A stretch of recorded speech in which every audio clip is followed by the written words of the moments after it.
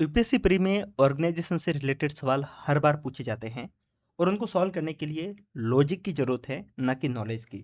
जैसे कि for example UPSC 2019 में ये सवाल पूछा गया था, जो कि सवाल किया गया था petroleum and natural gas regulatory board के रिगार्डिंग।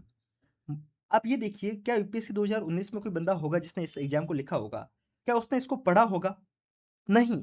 हो सकता है कि आपके पास में 2026 में भी पूछा जाए।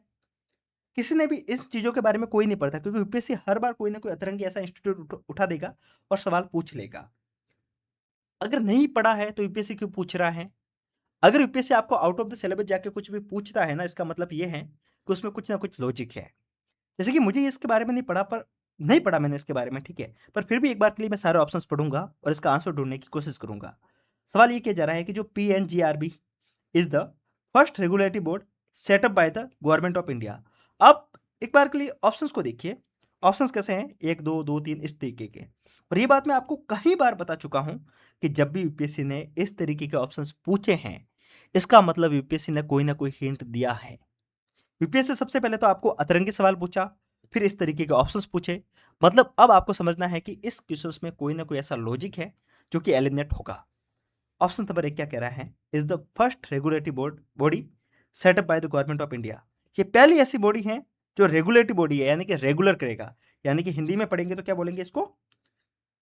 रेगुलेटरी बॉडी, यही है क्या? नियामक निकाय, ठीक है, प्रथम नियामक निकाय।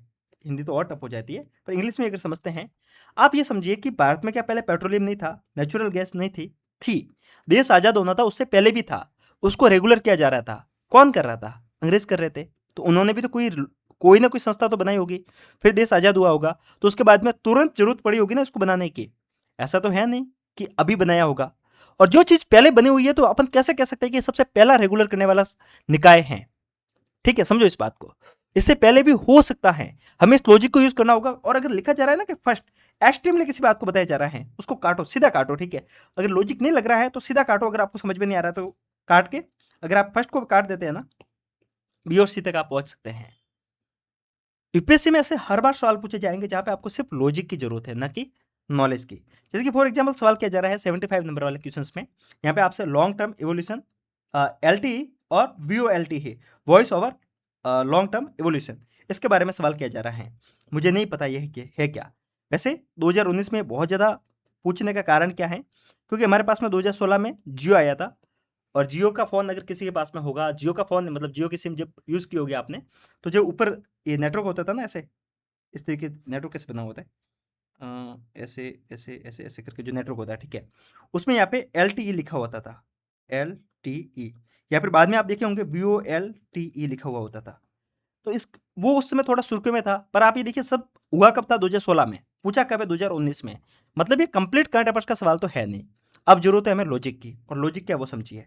L T is commonly marketed is 3G and VOLTE is commonly marketed is advance 3G। ऐसा कोई आपने पढ़ा था क्या कभी कि 3G का रिचार्ज करवा रहा हूँ मैं, एडवांस 3G का रिचार्ज करवा रहा हूँ? ऐसा कुछ था क्या? कभी नहीं था। दूसरी बात, ये जियो में कब आया था? 4G में आया था। अगर नॉलेज पता है तो ठीक है, नहीं पता तो भी आप ये समझिए कि एडवांस 3G और 3G। आप सिर्फ लॉजिक लगाइए, क्या आपने कोई ऐसा रिचार्ज कभी करवाया था क्या? नहीं। कभी सुना था क्या? नहीं। काटो। दूसरी बात, VOLT is data only technology and VOLT is voice only technology. अब आपको ये मैंने आपको बता दिया ना कि थोड़ा अपन को लॉजिक लगाना था कि जब अपन जियो की सिम यूज कर रहे थे, तो नेटवर्क के पास में LTE और VOLT लिखा हुआ आ रहा था। VOLT कब आ रहा था पता है? जब अपन कॉल करते थे किसी को तब। और LTE कब आ रहा था? जब अपन नॉर्मल नेट चला रहे हैं तब। पर VOLT था क्या? VOLT था कि जब आप कॉल पे बात कर रहे हैं उसी समय अगर आपको नेट चलाना है तो वो चल पा रहा था। पर 3G में ऐसा नहीं हो रहा था। 3G में क्या हो रहा था कि जब नेट चल रहा है तब नेट चल रहा है, जैसे कॉल आ जाएगा तो नेट बंद हो जाएगा।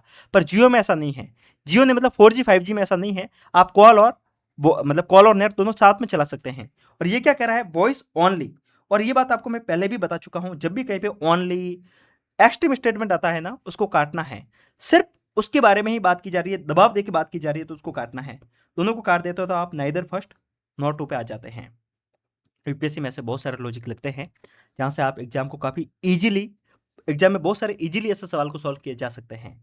अगर आपको ये टेक्नोलॉजी नहीं, ये ट्रिक्स आपको अच्छी लग रही हैं, तो आप पूरी प्लेलिस्ट को विजिट कर सकते हैं। यहाँ पे हम टोटल 26 पार्ट बना चुके हैं। आगे भी मैं आपको वीडियो बना के दूंगा, इसके लिए आपको कमेंट करनी होगी अगर आपको ये सीरीज अच्छी लग रही है तो। बाकी मिलते हैं, तब तक के लिए नमस्कार, जय हिंद।